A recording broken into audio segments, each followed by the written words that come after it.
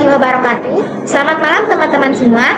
Di sini kami akan menjelaskan tentang rotasi benda tegar dengan judul Pengaruh Beban Hidup Asimetri terhadap struktur jembatan kabel stayed, studi kasus jembatan Suramadu. Tugas ini dibuat untuk memenuhi tugas dari Bapak Regul Mikael SDMT. Di sini kami akan memperkenalkan diri kami terlebih dahulu. Perkenalkan, nama saya Putri Chandra Kirana dengan NIM F1G22548. Perkenalkan, nama saya Bunga Dwi Irawan dengan NIM F1G2255051. Perkenalkan, nama saya M. Ibnu, NIM F1G2255033. Pinjam lagi ya. Perkenalkan, nama saya Zafira Ashifa dengan NIM F1G225009. Perkenalkan, nama saya Muhammad Irfan Irwansyah dengan NIM F1G225087. Dan satu teman kami bernama M. Nabil itu lagi berduka, jadi kami mewakili dia. Selanjutnya kami akan menjelaskan tentang pengertian rotasi benda tegar pada jembatan yang akan dijelaskan oleh Bunga Dwi Irawan. Jadi di sini pengertian rotasi benda tegar pada jembatan adalah gerakan berputar dari suatu elemen struktur sebagai respon terhadap beton. Pengertian lebih lanjutnya adalah rotasi merupakan gerakan berputar struktur akibat beban yang tidak merata sebagai satu kesatuan kecil terhadap suku longitudinal atau transfernya karena distribusi gaya yang tidak simetris. Berbeda dengan lenturan lokal, rotasi memindahkan orientasi seluruh penampang dek sehingga mempengaruhi sudut interaksi antara dek, kabel, dan pilon. Pada kabel stay, rotasi terlihat saat pada dek miring. Pada jembatan bertali, dek yang berperilaku seperti benda tegar akan melakukan kemiringan kecil bila satu sisi menerima beban lebih besar daripada sisi lainnya. Miring ini tampak pada permukaan jalan dan pada perubahan sudut antara kabel dan dek. Beban asimetri lalu lintas jadi penyebab utama. Penyebab yang paling umum adalah kendaraan berat yang terkonsentrasi di sebagian jalur. Misalnya pada truk di lajur tepi. Ketika arus lalu lintas tidak merata dalam periode waktu tertentu, momen puntir muncul sehingga memicu rotasi terjadi.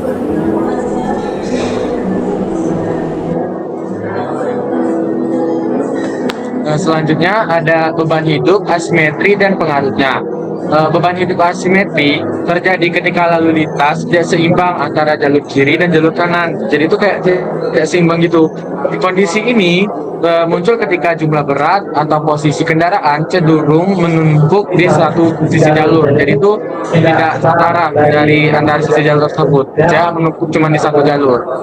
Faktor operasional seperti jalur tertutup atau kepadatan pada satu laju memperkuat fenomena ini. Jadi fenomena ini menciptakan momen puntir pada dek karena gaya vertikal tidak terpusat pada garis tengah. Timbul gaya momen yang mencoba memutar dek.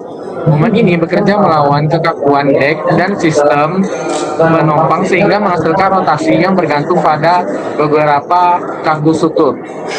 Dek dapat mengalami kemiringan sebagai respon-respon struktural, bukan hanya turunnya nilai defleksi vertikal. Dek juga menunjukkan kemiringan kecil yang dapat dirasakan oleh pengguna jalan dan mempengaruhi distribusi beban ke kabel serta bantalan.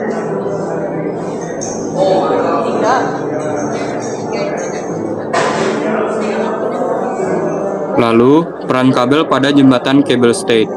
Kabel bertugas menahan beban vertikal sekaligus menjaga kestabilan lateral dan torsional jembatan.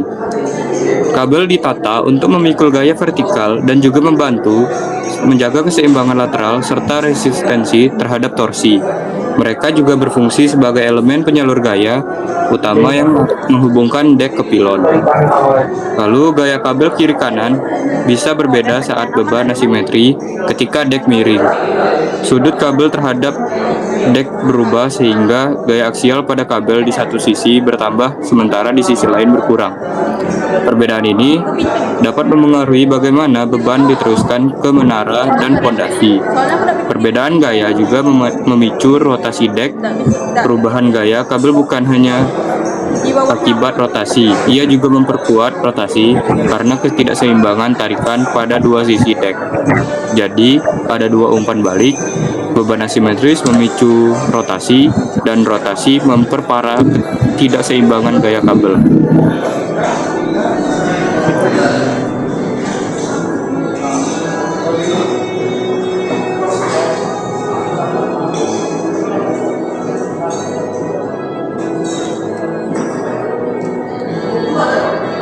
Oke, selanjutnya ada dampak rotasi benda tegar terhadap struktur jembatan.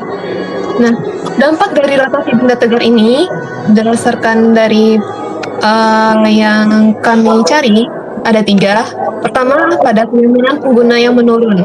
Nah, kenyamanan yang menurun ini akibat dari kemiringan kecil yang berulang atau terasa pada permukaan jalan sehingga dapat mengganggu kestabilan kendaraan, menimbulkan rasa tidak aman, dan mengurangi kenyamanan berkendara, terutama pada saat laju kendaraan itu pada kecepatan yang tinggi. Lalu, dampak yang kedua adalah distribusi gaya yang berubah pada kabel dan pilon. Nah, distribusi gaya yang berubah ini akibat dari adanya rotasi, yang mana beberapa kabel itu menanggung lebih banyak tegangan, sementara pilon menerima momen tambahan. Nah, perubahan inilah yang berdampak pada kapasitas desain dan pengaturan pretensian kabel. Lalu, dampak yang terakhir adalah rotasi yang berlebih dapat memicu kerusakan. Jika rotasi sering terjadi atau melebihi batas dari desain yang sudah dirancang dan ditetapkan, yang mana hal ini akan mempercepat keausan pada bantalan, hingga memperbesar risiko kelelahan pada kabel dan titik sambungan, yang mana hal ini bisa memicu kerusakan struktural dalam jangka yang panjang. Oke, selanjutnya adalah mengapa hal ini penting dalam dunia teknik sipil. Nah, dalam dunia teknik sipil, para insinyur dan para teknisi itu dapat membantu dalam memahami bagaimana jembatan merespons beban nyata di lapangan, yang mana para teknisi dapat menentukan kekakuan dan desain struktur. Pengetahuan tentang potensi rotasi dalam menentukan bagaimana dek dirancang, mulai dari penampang, diafragma, stiffener, yang mana hal ini agar memiliki kekakuan torsional yang cukup untuk menahan momen puntir tanpa deformasi yang berbahaya. Lalu, dalam dunia teknik sipil, rotasi benda tegar ini dapat memprediksi rasio dari jembatan. Dengan memahami rotasi, insinyur dan para teknisi dapat memprediksi perubahan gaya internal, perilaku pilon, dan interaksi kabel dek pada berbagai skenario lalu lintas dalam dunia yang nyata. Lalu, ada dasar analisis software yang struktural. Nah, dalam model sederhana rotasi dapat menjadi referensi awal sebelum pemodelan elemen hingga input seperti layout kabel, kondisi perletakan, dan asumsi dari kekakuan putar yang berasal dari pemahaman fenomena rotasi. Selanjutnya ada relevansi pada studi kasus Jembatan Suramadu. Jembatan Suramadu memiliki ukuran panjang dan lebar yang besar, lalu lintas padat, dan sistem kabel state yang sensitif terhadap beban asimetri.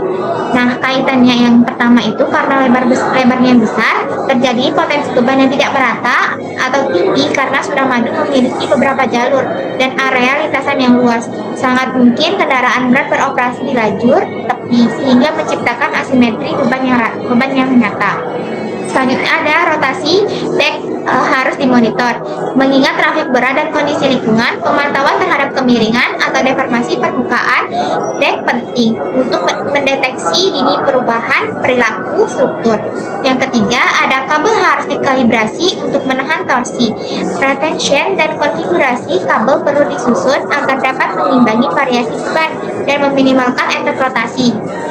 Nah, hal ini mencakup pemilihan diameter kabel, tata letak, prosedur pemeliharaan secara berkala. Selanjutnya ada kesimpulan. Jadi kesimpulan pada materi kali ini dengan studi kasus Jembatan Suramadu, yang pertama ada beban hidup asimetri yang menimbulkan momen puntir sehingga menyebabkan rotasi benda tegar pada dek jembatan. Yang kedua, ada rotasi harus dikendalikan untuk menjaga keamanan jembatan. Yang ketiga, ada pemahaman rotasi penting untuk desain analisis dan pemeliharaan jembatan kabel stayed. Pada jembatan Suramadu, beban hidup yang tidak merata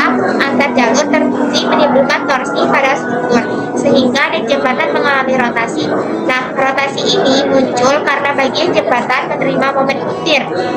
Nah, momen butir ini mirip dengan prinsip rotasi pada benda tegar ketika gaya bekerja tidak seimbang. Semakin asimetris beban yang diterima di jembatan Suramadu, maka semakin besar pula rotasi dan respon butir yang terjadi pada dek.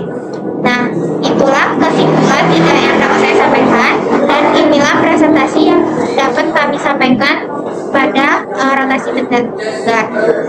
Apabila ada kesalahan, mohon dimaafkan. Sekian dari kami. Wassalamualaikum warahmatullahi wabarakatuh.